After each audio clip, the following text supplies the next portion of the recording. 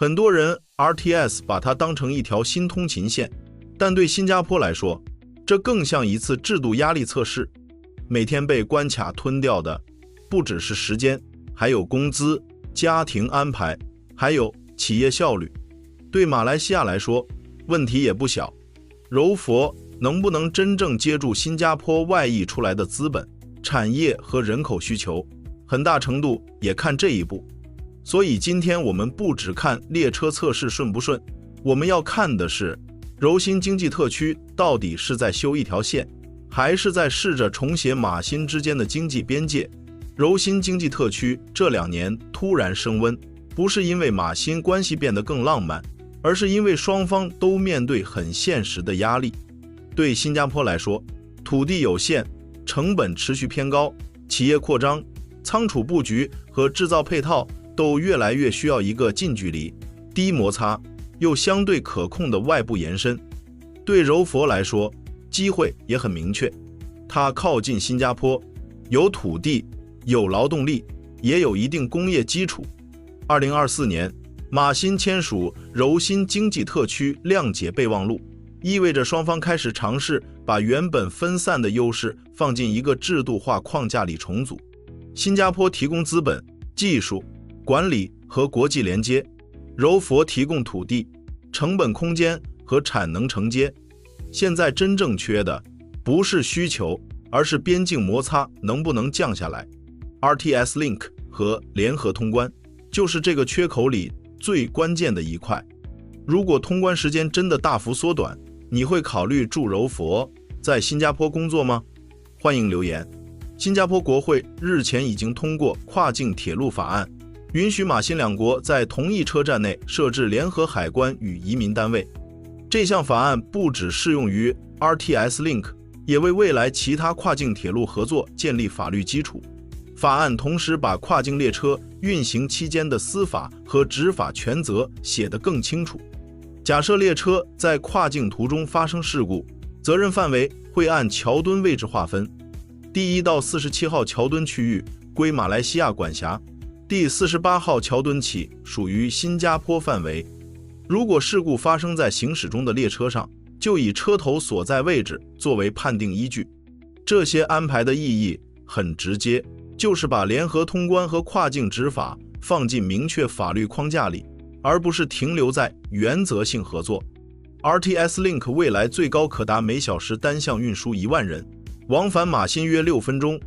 列车跑得快不难，难的是让通关、执法和责任划分一起跟上。也因为这样，这次最后测试值得看的不只是系统有没有跑通，而是这套跨境规则能不能真正落地。接下来讲最现实的一笔账。RTS Link 的设计运力是每小时单向1万人次。很多人看到这个数字，第一反应是以后比较不塞，但如果只理解到这里，就太浅了。真正重要的不是多载一些人，而是把跨境移动从高度不确定变成相对可预测。经济活动最怕的不是成本高，而是成本没法预估。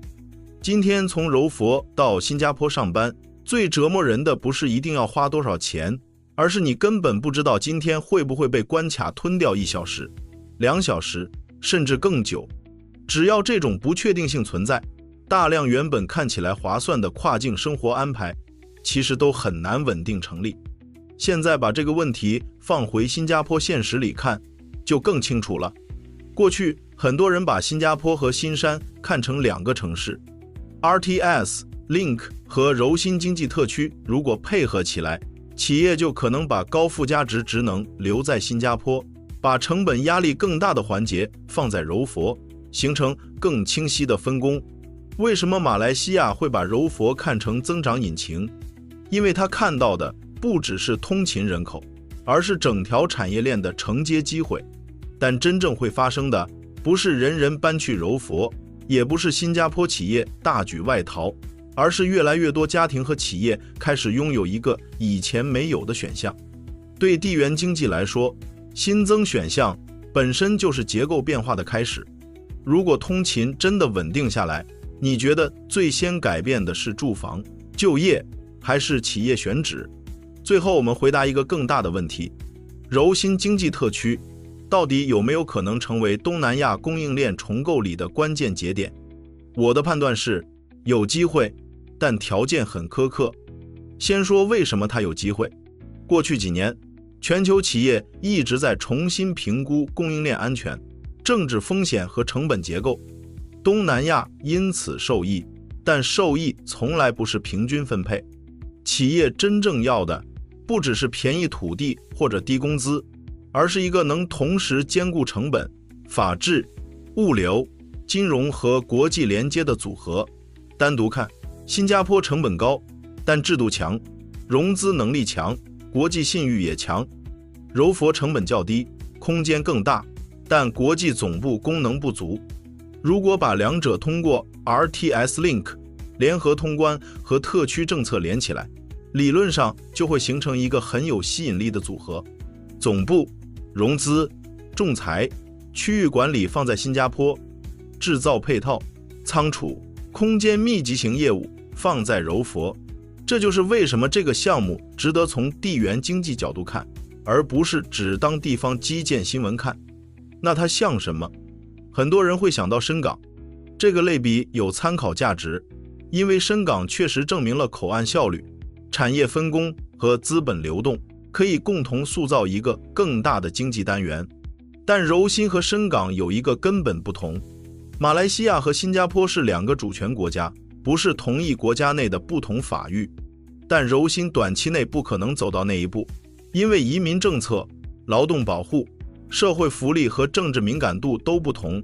它能提供方向感，但不是现成模板。反而新加坡和苏州工业园的经验可能更能说明新加坡的角色。新加坡擅长的不只是投资，而是把管理经验、审批效率、园区治理和国际信誉一起输出。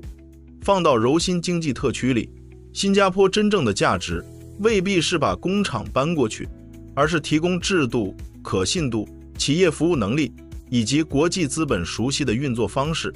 如果这部分做得好，柔佛吸引的就不只是短期热钱，而是更长期的制造和服务投资。但风险也很清楚。第一，如果政策协调跟不上，企业会发现跨境操作还是麻烦，最后 RTS 只会变成通勤工具，而不是产业整合工具。第二，如果热度过快，集中在地产炒作，真正的产业升级就会被噪音盖掉。第三，如果两国国内政治节奏变化太大，制度承诺就可能出现反复。所以柔新经济特区的成败不在于新闻热度多高，而在于这次联合通关的制度突破能不能继续复制到企业审批、物流监管、人才流动和基础设施协同上。所以回到最初的问题， RTS Link 最后测试测的到底是什么？表面上是在测列车、站点和通关流程，更深一层，它是在测马新两国有没有能力把长期存在的边境摩擦压缩成一个更高效率、更可预测也更有经济回报的制度安排。对新加坡观众来说，这件事值得持续看，不只是因为以后过关可能更快，而是因为它会影响我们怎么理解新加坡下一阶段的竞争力。是继续把所有功能都挤在本岛内，还是通过更成熟的跨境协作，把周边空间转化为区域优势？柔新经济特区如果做得成，它不会抹掉国界，但会重新定义国界的成本。如果你看到这里，欢迎在评论区告诉我，你认为 RTS Link 首先改变的会是普通人的生活选择，还是东南亚供应链的布局？如果你想继续看这种从新加坡出发拆解周边地缘经济和区域政治的内容，记得订阅频道。我们下一期继续看马新合作会走向更深的一体化，还是仍然停留在有限协作？